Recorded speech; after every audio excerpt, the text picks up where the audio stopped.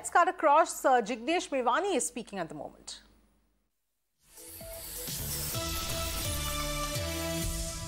Tweet कर दिया और ट्वीट का कंटेंट क्या है? मैंने केवल यही कहा कि गुजरात के हिम्मतनगर, खंभात और वेरावल इन 3 जगह पर जहां पर कम्युनल टेंशन हुआ है, कम्युनल क्लैशेस हुए हैं, तो चूंकि जब प्रधानमंत्री गुजरात से है और वो गुजरात के दौरे पर है, गुजरात आने वाले हैं, तो मैं उनको विनती करता हूं कि महात्मा का मंदिर बनाने वाले प्रधानमंत्री मोदी साहब, इस कम्युनल इश्यूज को देखते हुए आप जब गुजरात आ रहे हैं तो प्लीज शांति और अमन बनाए रखने का अपील करें। मैंने उनको यही अपील किया है कि आप गुजरात की जनता को कहें कि दंगा फसाद ना हो, पीस और हार्मनी मेंटेन करिए। क्या इस देश में शांति और अमन बनाए रखने का अपील प्रधानमंत्री करे, ये कहना कौन से कानून के तहत ये ऑफेंस बनता है? और यदि उनको तकलीफ मिर्ची इस बात से लगी कि मैंने यह कहा कि गोडसे के भक्त है, मैं इस प्रेस कॉन्फ्रेंस के माध्यम से उनको चैलेंज करता हूं कि भैया लाल किले की प्राचीर पे चढ़ के गोडसे मुर्दाबाद का नारा एक बार लगा दीजिए तो दूध का दूध और पानी का पानी हो जाए। आज जो भी सब्जेक्ट पे इस देश के न्यूज चैनल्स में डिबेट हो, वहां भाजपा के सारे पत्रकार कहे कि गोडसे मुर्दाबाद, तो वो सवाल ही नहीं रहेगा।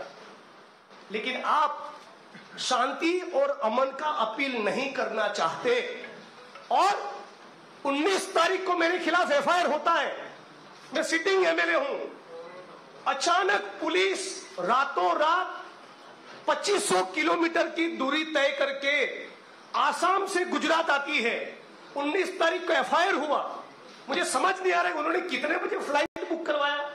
कोकराझार पुलिस स्टेशन और गुवाहाटी 4 घंटे की दूरी है, 4.5 घंटे होते हैं।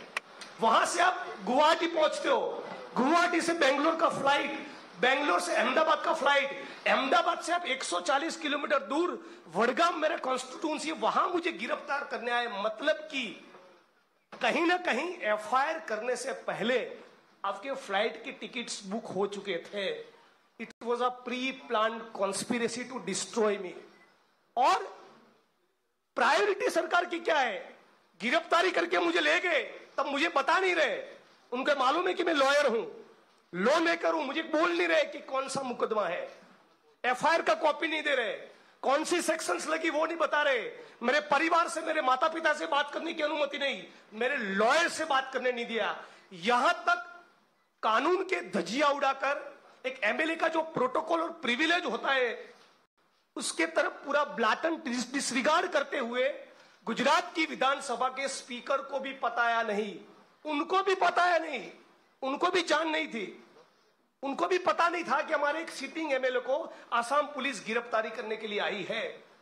वो जब आसाम पहुंचे, शायद उसके बाद मैं उनकी कस्टडी में गया, तब शायद गुजरात की विधानसभा के स्पीकर को बताया गया कि आपके एमएलए को हम लोगों ने गिरफ्तार किया है। तो मैं तो मानता हूं ये आसाम की पुलिस ने गुजरात की अस्मिता और गुजरात के गौरव को खंडित किया है और ये गुजरात की सरकार के लिए शर्मिंदगी की बात होनी चाहिए। इसमें उनकी इतनी थू-थू हुई, बावजूद उसके उनको शर्मिंदगी महसूस न हुई, एक महिला को आगे किया और दूसरा एफआईआर मुझ पे करवाया। मैं मानता हूं इससे बड़ी बुज़दिली और कायरता कुछ नहीं हो सकती। मैं ये कहना चाहूंगा, ये है 56 इंच की कायरता, ये है 56 इंच की बुज़दिली। आप एक महिला को आगे करके। Well, that was Jignesh Mevani there saying that it was a pre-planned conspiracy to destroy him and making allegations such as he didn't get the FIR copy, nor was he told the sections under which he was charged. So Jignesh Mevani's press briefing there. But on that